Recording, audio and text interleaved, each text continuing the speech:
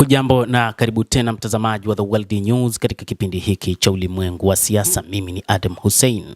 Ripoti yetu ya leo inaitazama Uturuki kwa nini ilijiunga katika kile kinachofahamika kama NATO ya Kiislamu. Kimsingi ni kwamba Uturuki ina mipango yake mikakati na ndio sababu kuu ya kujiunga kwa NATO hii ya Kiislamu. Zaidi endelea kuwa nasi uweze kujua ni mikakati gani ambayo Uturuki inayo. Kwa Ankara, mapatano ya Maka ni njia ya kubadilisha uzito wa kijeshi, pesa za Ghuba na kufikiria kikanda kwa faida zaidi. Mnamo tarehe 7 Agosti katika ikulu ya Al-Safa mjini Maka, Rais wa Uturuki Recep Tayyip Erdogan aliungana na mwanamfalme wa Saudia Mohammed bin Salman na waziri mkuu wa Pakistan Shehbaz Sharif kutia saini makubaliano ambayo matokeo yake yanaweza kuwa makubwa zaidi kuliko inavyopendekezwa. Lugha yake iliyotolewa kimakusudi. Mkataba wa ulinzi wa pamoja wa Maka unazifanya nchi hizo tatu kuzingatia shambulio la pamoja la silaha dhidi ya mmoja wao kama shambulizi dhidi ya wote na kuweka ulinzi wa pamoja katika kiini cha uhusiano uliojengwa hapo awali kupitia ushirikiano wa kijeshi wa nchi mbili, uuzaji wa silaha, mafunzo na uratibu wa kisiasa. Kwa Saudi Arabia na Pakistan, mapatano hayo yanapanua uhusiano wa kiulinzi ambao tayari umerasimishwa mwaka wa 2025. Kwa Uturuki, hata hivyo, Maka inawakilisha jambo kubwa zaidi. Ankara haitafuti mlinzi mwingine, inatafuta jedwali kubwa zaidi ambapo inaweza kusaidia kuamua mpangilio ujao wa Mashariki ya Kati utakuwaje.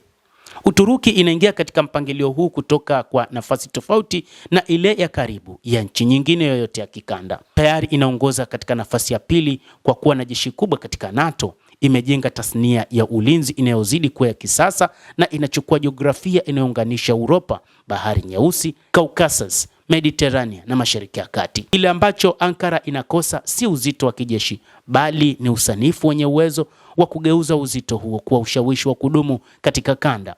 Mkataba wa Maka unatoa fursa hii kwa kuunganisha uwezo wa kijeshi wa viwanda vya Uturuki na nguvu ya kifedha ya Saudi Arabia na ya kina ya kimkakati ya Pakistan.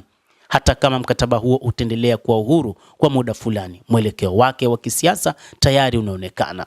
Uturuki inataka kuhakikisha kuwa Mashariki ya Kati inayoibuka kutoka enzi ya sasa ya vita haijaundwa tu huko Washington, Yerusalemu Magharibi ama Teheran. Lakini Uturuki inatengeneza nafasi nyingine ya kuwa mshindani mkubwa na nchi za kimagharibi katika nafasi ya ulinzi na usalama, lakini pia katika namna nyingine ya uchumi. Lakini kuna jambo lingine la uhuru wa kimkakati katika kanda. Kwa miaka mingi sera ya mambo ya nje ya Rais Recep Tayyip Erdogan imeelezwa kuwa inalenga uhuru wa kimkakati. Ankara haitaki kuachana na miungano yake, lakini pia haitaki miungano hiyo kuamua kikomo cha hatua za Uturuki. Uturuki inaweza kubaki ndani ya NATO huku ikidumisha mazungumzo na Moscow, kuimarisha uhusiano na Ghuba huku ikitafuta maslahi yake nchini Syria na Libya, na kushirikiana na taasisi za Magharibi bila kukubali kwamba kila mzozo wa kikanda lazima ueleweke kupitia vipaumbele vya Magharibi.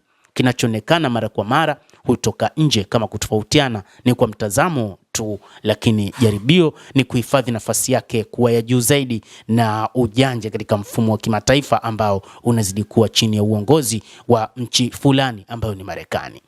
Makubaliano ya Maka yanafaa kwa kawaida katika mtazamo huu wa ulimwengu kwa sababu unaipa Ankara safu nyingine ya uhuru wa kimkakati bila kudai kwamba itoe faida za NATO. Mantiki ni mkusanyiko badala ya uingizwaji. NATO inasalia kuwa muhimu katika uhusiano wa Uturuki na mfumo mpana wa usalama wa Euro-Atlantic, wakati mfumo wa Saudia na Uturuki na Pakistan unatoa kitu ambacho NATO haiwezi kutoa kwa urahisi. Inaunda nafasi ambapo usalama wa kikanda unaweza kujadiliwa kimsingi na mamlaka za kikanda, na ambapo Ankara haihitaji kwanza kupatanisha mitazamo yake ya vitisho na Washington au Brussels. Uzoefu wa miongo iliyopita umefanya uhuru huo kuzidi kuwa na thamani. Tofauti na Marekani kuhusu Syria, hasa ushirikiano wa Washington na makundi ya Wakurdi ambayo Ankara inayaunganisha na chama cha wafanyakazi cha Kurdistan kilichoteuliwa na Uturuki kama shirika la kigaidi, inaonyesha kuwa hata washirika rasmi wanaweza kuona uwanja huo wa vita kwa njia tofauti kabisa. Mashambulizi ya Marekani na Israel dhidi ya Iran na mashambulizi ya baadaye ya Tehran katika Ghuba yameonyesha kuwa nchi zilizojikita sana katika mfumo wa usalama wa Marekani bado zinaweza kujikita zikifichuliwa mara tu mzozo utakapoongezeka zaidi ya mipaka yake ya awali. Hitimisho la Ankara sio kwamba nguvu ya Amerika imekoma kuwa muhimu, lakini kwamba hakuna nguvu kubwa ya kikanda inayoweza kumudu kutoa usalama wake kwa hali ambayo vipaumbele vyake havitambatana kikamilifu na vile vya Uturuki. Saudia inafikiria hitimisho kama hilo ambalo linasaidia kueleza kwa nini Ankara sasa inapata mshirika anayekubalika zaidi huko Riyadh kuliko ingekuwa miaka kadhaa iliyopita. Ufalme huo unazidi kutaka tabaka kadhaa za usalama badala ya mwamvuli mmoja wa kipekee wa Marekani, wakati Pakistan imekuwa ikifanya kazi kwa muda mrefu kati ya vituo vinavyoshindana vya mamlaka. Nchi hizo tatu zinakutana wakati ambapo kila moja kwa sababu tofauti inatafuta uhuru zaidi kutoka kwa utegemezi wa kisiasa wa kijiografia. Mtazamaji, na wewe pia una nafasi ya kulike, una nafasi ya kucomment, kadhalika una nafasi ya kusubscribe channel yetu hii ili upate habari hizi kwa mapana kupitia The World News. Naitwa Adam Hussein.